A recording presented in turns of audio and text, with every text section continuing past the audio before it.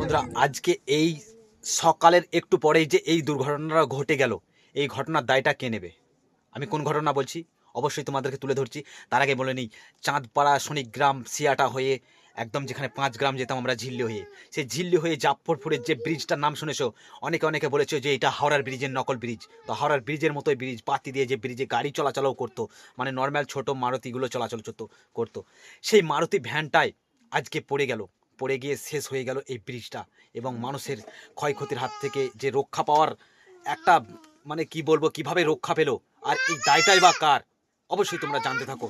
অবশ্যই তোমরা জানো যে কি হলো, কি ঘটনা ঘটলো, অবশ্যই সম্পূর্ণটা তোমাদেরকে তুলে ধরবো। তবে এই দুর্ঘটনার যে সাক্ষী আজকে মানুষটা বেঁচে গেল, এটা অনেক পাওয়া। অবশ্যই তোমরা দেখো, কন্টিনিউ করো ভিডিওটা। বন্ধুরা, যে মুর্শিদাবাদ একদম হাওড়ার ব্রিজের নকল ব্রিজ নামে পরিচিত ছিল জাফরপুরেতে, এই ব্রিজ শনিগ্রাম সিয়াটা চাঁদপাড়া থেকে একদম 5 গ্রাম যাওয়া হতো বা 5 গ্রাম থেকে এই এলাকায় আসা হতো, সেই ব্রিজটাই আজকে ভেঙে গেল। মারুতি ভ্যানটা পড়ে গেল নদীর মধ্যে, কোনো উপায়ে বেঁচে গেল তার জীবনটা। তো যাই হোক, অবশ্যই সব কিছু তুলে ধরছি, একটু খেয়াল করো। বলি আর ভাগ্য ড্রাইভার একটু ওই আরো জোরসে গিয়ার দিয়ে লোকে এদিকে ফেলেছে গাড়ি। মানে ও মায়ের দুধের জোর বেঁচে বাপরে ভালো খেয়েছে গাড়ি একদম ঠিক আছে না লোক বের হয়ে গেছে। লোক কি করে গাড়িটি ব্রিজে পার করার সময়তেই পাতির গায়ে লেগে পাতি ভেয়ে পড়ে যায় এই গাড়িটি। আর এই মারুতি ভ্যানটির ড্রাইভারটি কোনো উপায়ে রক্ষা পেল। গাড়ির অবস্থাটা তোমাদেরকে সব কিছু দেখবো। মানুষের কোলাহল, এখানে অনেক মানুষের যাতায়াত ছিল এই ব্রিজটাই। তো এরপরেও একটা ব্রিজ খুলেছে, সেই ব্রিজটাই কিন্তু বড় গাড়ি পারাপারা হয় না, এই গাড়িটা হয়। কিন্তু এখানে দেখাচ্ছি, দেখো বন্ধুরা, যে একটু জুম করে কত মানুষ কোলাহল করছে, গাড়িটার অবস্থাটা একটু বুঝো। আর এই ব্রিজটা দেখো একবার, ব্রিজটার এই যে পাত্তি দিয়ে এই ব্রিজটা করা ছিল, সমস্তটাই কিন্তু ধূলিসাৎ হয়ে গেল।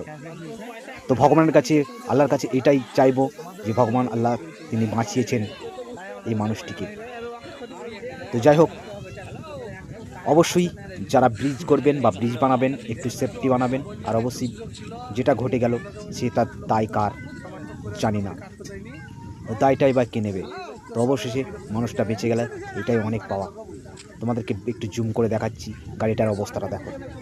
তো সব মিলিয়ে কিন্তু অনেক বড় দুর্ঘটনার হাত থেকে বেঁচে গেল। তো এই ব্রিজটা আবার যে কবে সারানো হবে বা ব্রিজটা আদৌ কি ঠিক হবে সেটা জানা নেই। ঘটনাটা দেখে বুঝতে পারছো, এটা কিন্তু ছোটোখাটো ঘটনা নয়, একটা বড় ঘটনা।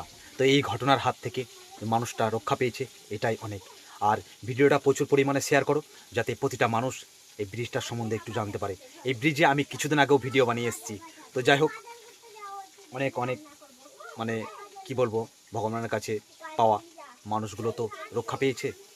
আর এই ভিডিওটাকে প্রচুর পরিমাণে শেয়ার করো, যাতে এই যে জাফরপুরের এই ব্রিজটার যে নাম ছিল, এই ব্রিজটার এই ঘটনাটা ঘটে গেছে, প্রতিটা মানুষ জানতে পারে। সকলে ভালো থাকবেন, সুস্থ থাকবেন।